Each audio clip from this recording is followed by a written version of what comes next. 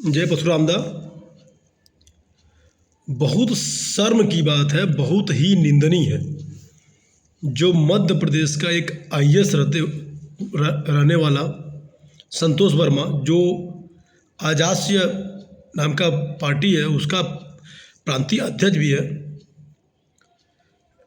एक सभा में भड़काऊ भाषा का प्रयोग करते हुए विवादित बयान दे रहा है। कहते हुए शर्म आ रही है क्योंकि दलित भाइयों और ब्राह्मण समाज को तोड़ने का काम वो कर रहा है। बाबा साहब के जो कृतियां हैं उसको धूमिल कर रहा है।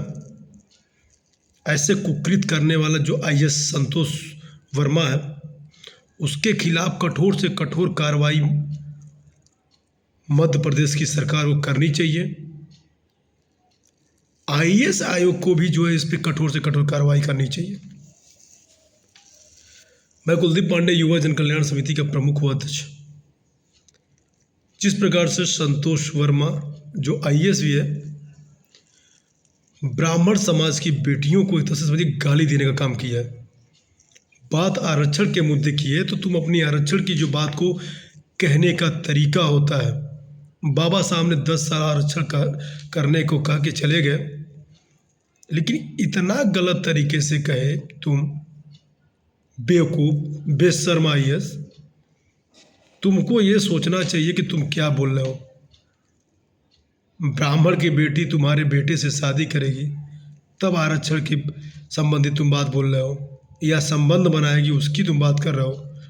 अरे मूर्ख, अरे बेवकूफ़, कुकर्मी, तुम्हारे ऊपर बहुत से केसेस हैं, जेल भी जा चुके हो, तुम्हारा नाम अच्छे की गिनती में नहीं आती है, कई अफेयर्स तुम्हारे रहे, सोशल मीडिया तुमको एकदम लथाड़ चुकी है, तुमको कुछ नहीं पता, अभी शर्म नहीं आ रही है। ब्राह्मण बेटियों को, बहनों को तुम इस तरह अपमानित करोगे तो ब्राह्मण समाज बर्दाश्त नहीं करेगा। मैं भी एक ब्राह्मण परिवार से आता हूँ। पहले बात तो मैं ब्राह्मण समाज के लोगों से मैं आग्रह करूँगा कि इस बेवकूफ़ चूतिया इंसान के प्रति एक्शन लीजिए। जिस राज्य में ब्राह्मण समाज के लोग हैं, ब्राह्मण संगठन है, वो लोग एक साथ आगे हैं और इस बेवकूफ़ को मुंहतोड़ जवाब दें।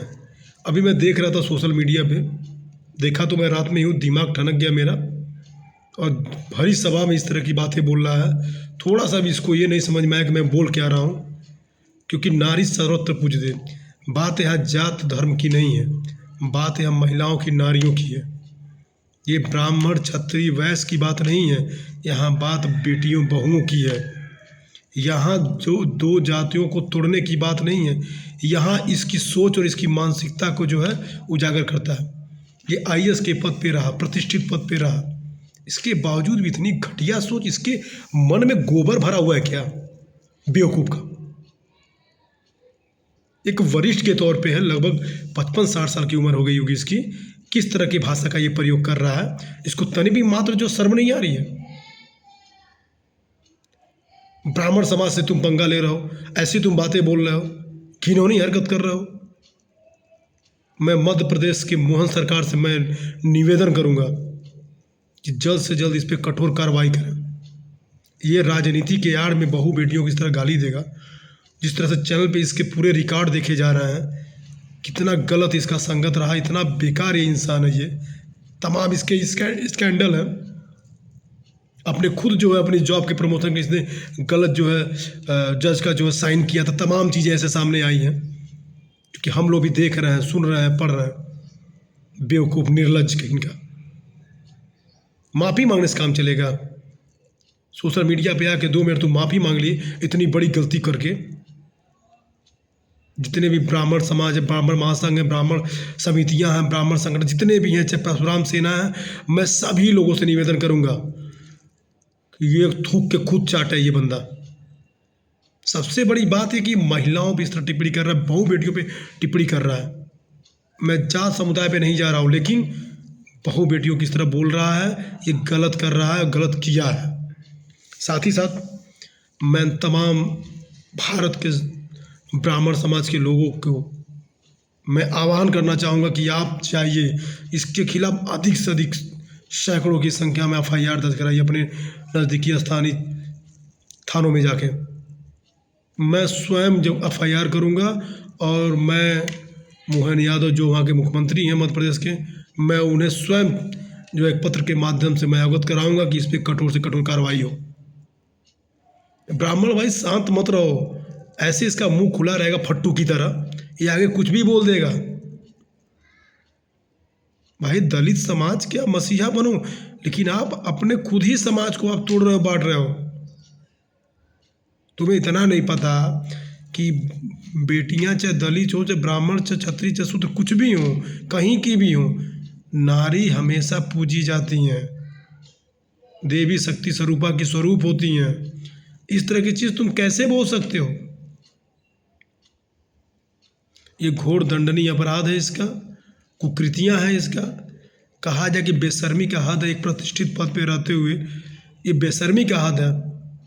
तो संतोष वर्मा केवल माफ़ी मांगने से काम नहीं चलेगा, इसका तुम्हें हर्जाना भुगतना पड़ेगा कि आने वाले समय में जब भी तुम मंच पे चढ़ो तो एक बार तुम्हें ब्राह्मण समाज से बहू बेटियाँ हमेशा याद रहें। तुम्हारे घर में भी बहू बेटियाँ होंगी, तुम्हें नहीं शर्म आ रही है? कैसे कैसे तुम बातें बोल रहे हो? मतलब क्या बताया जाए ऐसे पापियों का। थोड़ा सा बोलने में भी शर्म नहीं करते हैं सब, कि एक बड़े बुजुर्ग की तरह हो, 55 साल की उम्र होगी, किसी के भी बहू बेटियों को तुम इस तरह बोलोगे, थू है तुम्हारी ज़िंदगी पे। कैसे कैसे तुम उस पद पे भी बने हो, वो सरकार जानती होगी या तुम्हारे आईएएस का जो प्रशासनिक टीम होगी वो जानती होगी। हमारे जैसे लोग अगर सरकार में तो तुम तुरंत जो दंडित करता और तुमको राज्य से ही निष्कासित करता। जहाँ वसुधैव कुटुंबकम की बात होती है, तुम जैसे छोटे चुटपुटिया जो है राजनीतिक जो है प्रांतीय अध्यक्ष बनता है, आजाद क्या शर्म नहीं आती है इस तरह से बातें करने? इस तरह तुम राजनीति करोगे? बेवकूफ़ का इनका। शर्म कर लो, अभी भी सुधर जाओ।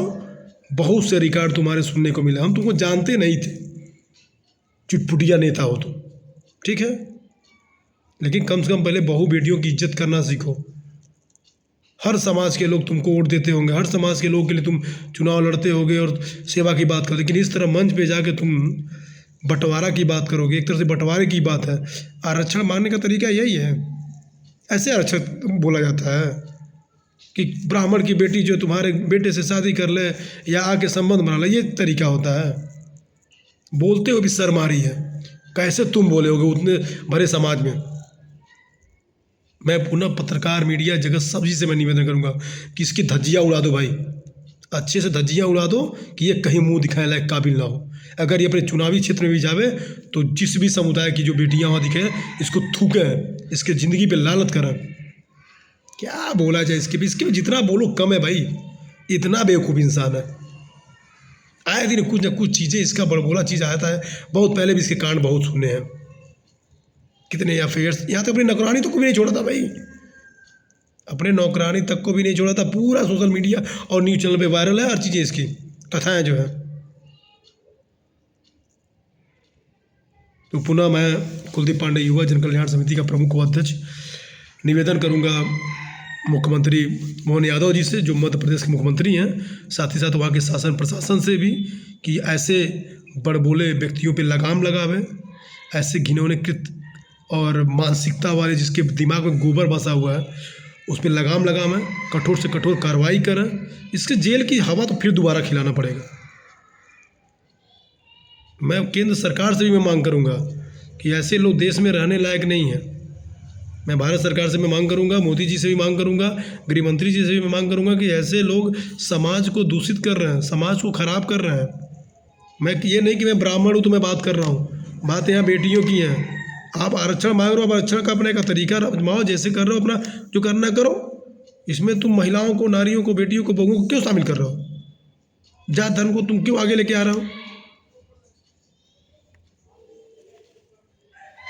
मैं सभी ब्राह्मण समाज भाइयों से मैं निवेदन करूंगा, एकजुट हो जाओ और इसके खिलाफ सड़क पे आ जाओ,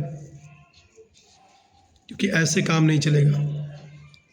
इसके अगर जवान को बंद करना है तो शासन और सरकार को कठोर कदम उठानी पड़ेगी। बहुत बहुत धन्यवाद। जय परशुराम दा, जय ब्राह्मण समाज, जय हिंद, जय भारत, जय नारी शक्ति। धन्यवाद। सभी लोग सपोर्ट करें और इसको जो है हम कहते हैं कि इसको देश से ही बाहर कर दो, निकम्मे को।